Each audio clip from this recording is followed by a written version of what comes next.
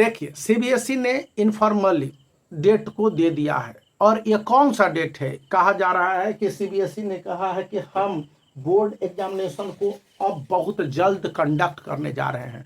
Date को लेकर finalisation का दौर है, और एनडीटीवी के साथ साथ आज तक टाइम्स ऑफ इंडिया के अलावा टाइम्स नाउ ने बहुत सारे जगहों से मैंने देखा है।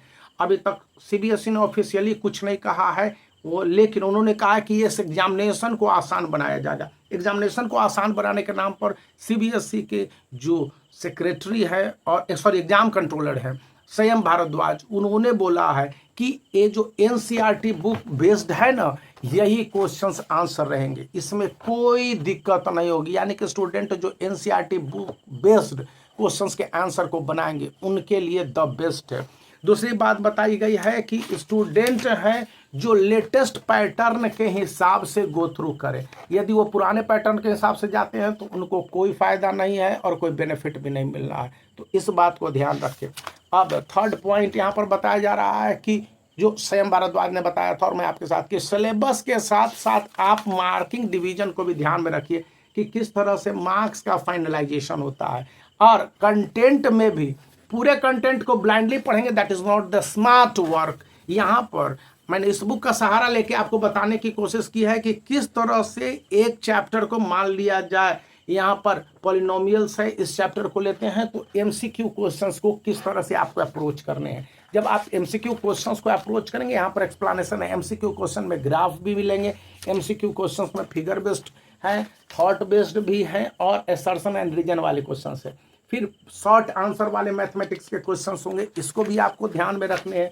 शॉर्ट आंसर वाले क्वेश्चंस में किस तरह से डिटेल प्रोसेस करके आंसर बताने हैं। यानी सीबीएसई को साफ साफ यह निर्देश है कि स्टूडेंट के बोर्ड एग्जामिनेशन 2025 किस तरह से आसान होने हैं क्लास 10th के और क्लास 12th के लिए। इसको लेकर आगे ये बताया गया है कि स्टूडेंट के जो क्वेश्चंस के आंसर दिए जाएंगे और शॉर्ट आंसर टाइप होंगे, इसमें डिटेल एक्सप्लेन विथ प्रोसेस और स्टेप्स देने होंगे। यदि ऐसा करते हैं तो स्टूडेंट को फुल मार्क्स देने हैं। फिर लॉन्ग आंसर टाइप क्वेश्चंस के आंसर को जब स्टूडेंट प्रेजेंट कर रहे होंगे तो वो पूरे डिटेल में एक्सप्लेनेशन करेंगे और थॉट देंगे। इसी के साथ आंसर को देते समय यह ध्यान रखेंगे कि किस तरह से उनके जो प्रेजेंटेशन है आंसर के द बेस्ट होने चाहिए। सीबीएसई के जो चीफ एग्जामिनेशन कंट्रोलर डॉक्टर संयम भारद्वाज, जिनका कि लिंक यहाँ पर इस बुक में भी दिया हुआ है, यहाँ पर मैं ये बुक भी देख रहा था, तो यहाँ पर ये बताया गया है कि जिस तरह से इस पर किसी तरह का वेग शब्द नहीं है। क्वेश्चन डायरेक्टली एनसीईआरटी से पूछे जाएंगे और इसके 5 फॉर्मेट होंगे। पहला ऑब्जेक्टिव टाइप, जिसमें कि रेशनल, इरेशनल और असर्शन, रीजन और बहुत तरह के क्वेश्चंस होंगे।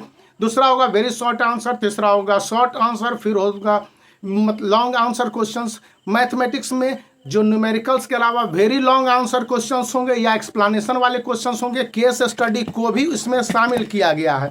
तो अब है कि स्टूडेंट को ये कॉम्पिटेंसी बेस्ड क्वेश्चंस के अंतर्गत सभी से कैटेगरी में 50% क्वेश्चन पूछे जाएंगे। यानी कि स्टूडेंट के लिए बहुत सारे ऑप्शन होंगे कि वे क्या करें और क्या नहीं करें। यहाँ पर 2 बातें और क्लियर कर दी गई हैं कि जब भी क्वेश्चंस के आंसर स्टूडेंट बना रहे हो और उसके अप टू द मार्क या फिर लेवल तक भी आंसर देते हैं तो उनको फुल मार्क्स अवार्ड किए जाने चाहिए। इसमें किसी तरह की दिक्कत नहीं होनी चाहिए, लेकिन शर्त यही है कि स्टूडेंट कंसर्न आंसर देते समय भी क्वेश्चंस के नेचर को समझ के आंसर दे रहे होंगे, तब जाकर होगा। यहाँ पर मैं ये बुक देख रहा था, इसमें जिस तरह के क्वेश्चन से हिंदी में मिले थे कि यानी आप इस तरह के एग्जैक्ट आंसर को नहीं देते हैं लेकिन आप कंसर्निंग आंसर भी दे रहे हैं तो आपको मार्क्स मिल जाएंगे। इसमें किसी तरह की दो राय नहीं है।